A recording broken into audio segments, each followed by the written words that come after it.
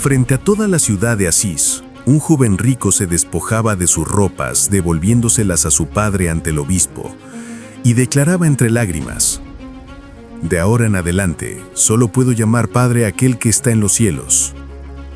Ese joven era Francisco, y su elección radical transformaría no solo su vida, sino el mundo entero. En el corazón de Umbría, en la Italia medieval, nació en 1182 un niño llamado Giovanni di Pietro di Bernardone, que más tarde sería conocido como Francisco. Su padre, Pietro Bernardone, era un próspero comerciante de telas, viajero habitual que buscaba riqueza y prestigio para su familia. Su madre, Pica, una mujer piadosa de origen francés, le ofreció ternura, fe y un espíritu delicado. El ambiente en el que nació Francisco estaba marcado por el contraste. Por un lado, la belleza de las colinas de Asís y la devoción popular a la iglesia. Por otro, un tiempo de guerras constantes entre ciudades y familias rivales, donde la búsqueda de poder y gloria dictaba el destino de muchos jóvenes. La infancia de Francisco, sin embargo, no estuvo marcada por el peso de las batallas, sino por la alegría, la música y el encanto ante la vida. Desde temprano se mostraba generoso y soñador. No era raro verlo ofreciendo monedas a los pobres que llamaban a la puerta de su casa o gastando parte de la fortuna de su padre en banquetes con los amigos. Era cariñoso con los necesitados, pero también vivía inmerso en la abundancia de su condición privilegiada. En aquel tiempo, Asís era una ciudad que respiraba contrastes. Fiestas suntuosas iluminaban las noches, pero la sombra del hambre y de la lepra rondaban las calles. Mientras el comercio enriquecía a familias como la de Pietro Bernardone, muchos vivían en la miseria y el abandono. Francisco creció en ese mundo dividido, sin imaginar que su vida se convertiría en el puente entre riqueza y pobreza, entre gloria y humildad, entre la tierra y el cielo. Su madre, devota, sembraba en el corazón de su hijo valores de fe y compasión. Le contaba historias de Cristo y de los santos, enseñándole a rezar y a mirar a los necesitados con amor. Aún así, el brillo de las fiestas de la juventud lo seducía más que los cánticos de la iglesia. Pero Dios, que ya lo miraba desde el vientre de su madre, lo preparaba para una misión mayor. Francisco, nacido en cuna de oro, estaba destinado a renunciar a todo para ser, ante el mundo, reflejo de la simplicidad de Cristo.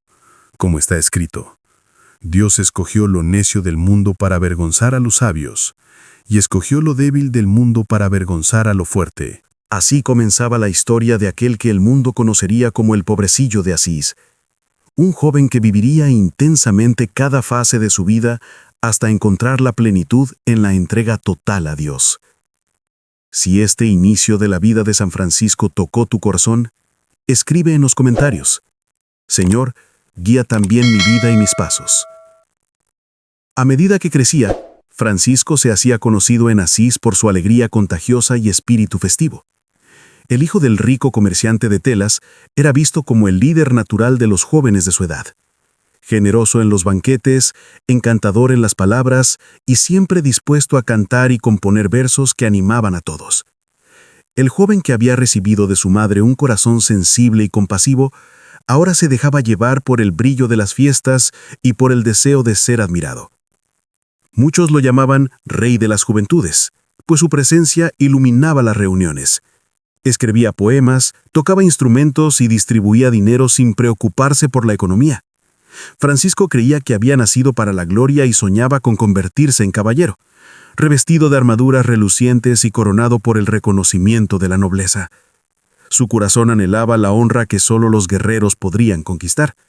No obstante, incluso en medio de las fiestas, había destellos de bondad que revelaban algo más allá de la vanidad.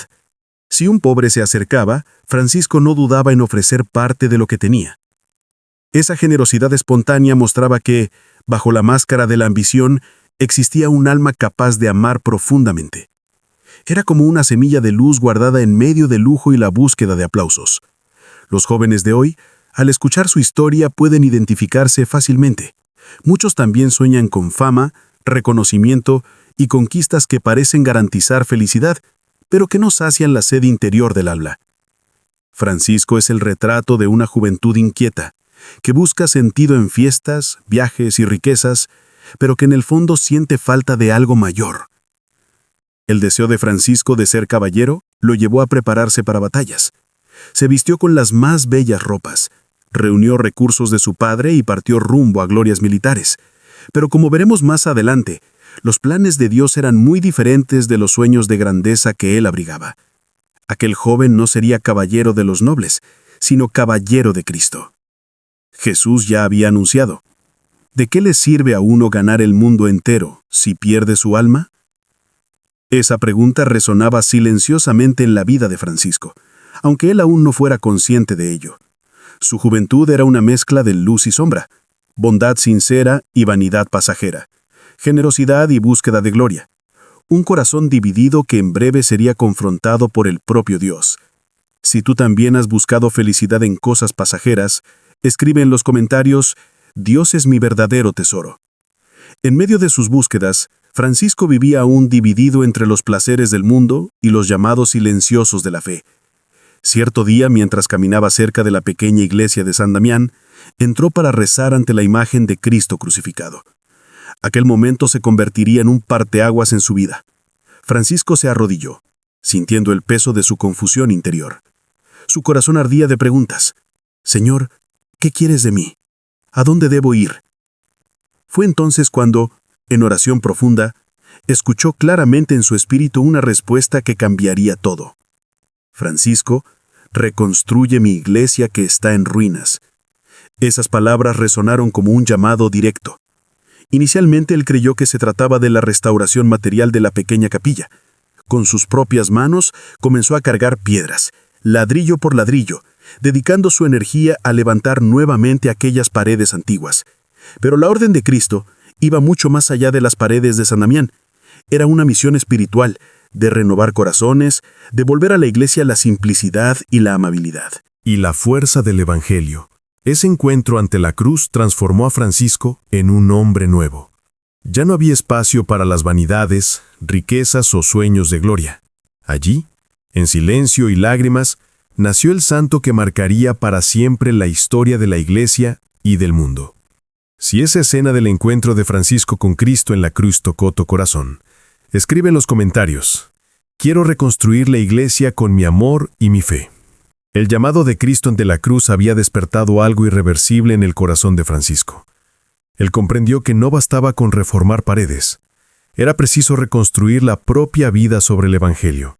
Su camino de renuncia comenzó a hacerse más evidente cuando decidió abandonar de una vez los placeres y privilegios que había conocido desde joven. El momento más memorable de esa entrega ocurrió ante el obispo de Asís. Francisco, en un gesto de absoluta radicalidad, se quitó las ropas que vestía, símbolo de su antigua vida, herencia de su familia rica, y las devolvió a su padre, diciendo: «De ahora en adelante, no diré más, mi padre Pietro di Bernardone, sino Padre nuestro que estás en los cielos». Ante todos, Francisco se entregó totalmente a la providencia de Dios. Sin posesiones, sin seguridades humanas, abrazaba la pobreza como esposa y compañera inseparable. Para muchos, aquello parecía locura, pero para Francisco era libertad. Liberarse del apego a las riquezas significaba abrir espacio para que la verdadera riqueza, el amor de Cristo, reinara en su vida. A partir de ese gesto, su fama de hombre de Dios comenzó a extenderse. Otros jóvenes pasaron a seguirlo, tocados por el ejemplo de quien había renunciado a todo para vivir solamente el Evangelio. Francisco no predicaba solo con palabras, sino con la propia vida. Su pobreza no era miseria, sino plenitud, una confianza total en que Dios cuida de sus hijos. Este capítulo de la vida de Francisco nos enseña que muchas veces, para seguir verdaderamente a Cristo, es necesario dejar atrás todo aquello que nos ata al mundo. El camino de la pobreza evangélica es también el camino de la libertad espiritual. Si deseas vivir con más simplicidad y desapego, escribe en los comentarios: «Mi riqueza es Cristo». La vida de Francisco ya no era solo suya.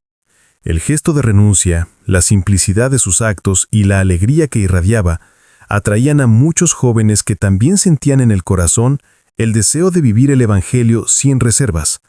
Poco a poco, la soledad de Francisco dio lugar a una comunidad. No se trataba de discípulos, sino de hermanos. Ellos no poseían nada, no buscaban honores ni riquezas. Caminaban por los caminos cantando alabanzas a Dios, predicando la paz y sirviendo a los más pobres.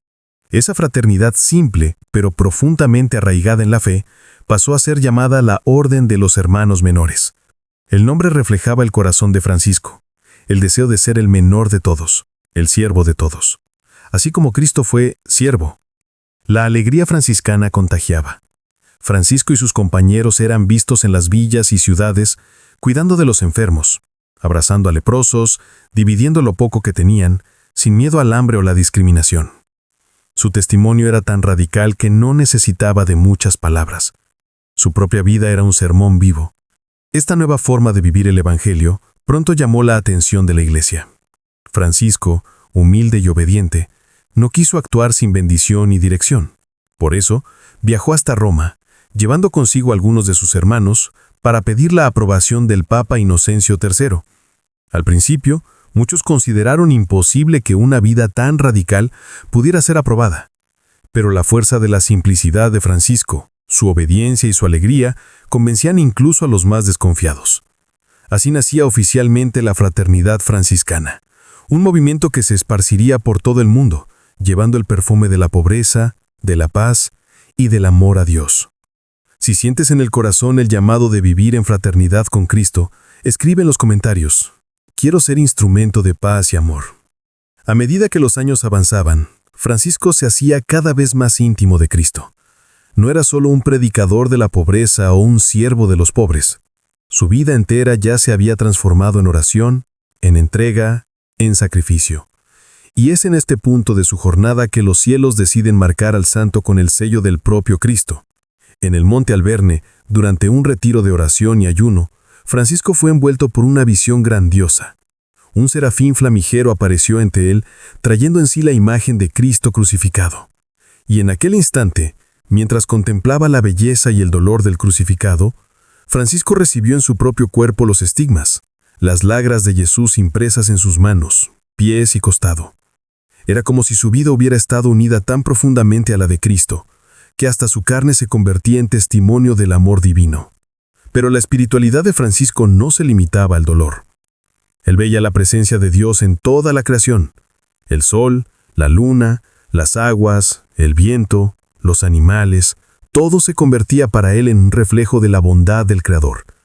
De ahí nació el famoso Cántico de las Criaturas, en el cual Francisco alababa a Dios por cada detalle de la naturaleza, llamando incluso a la muerte hermana.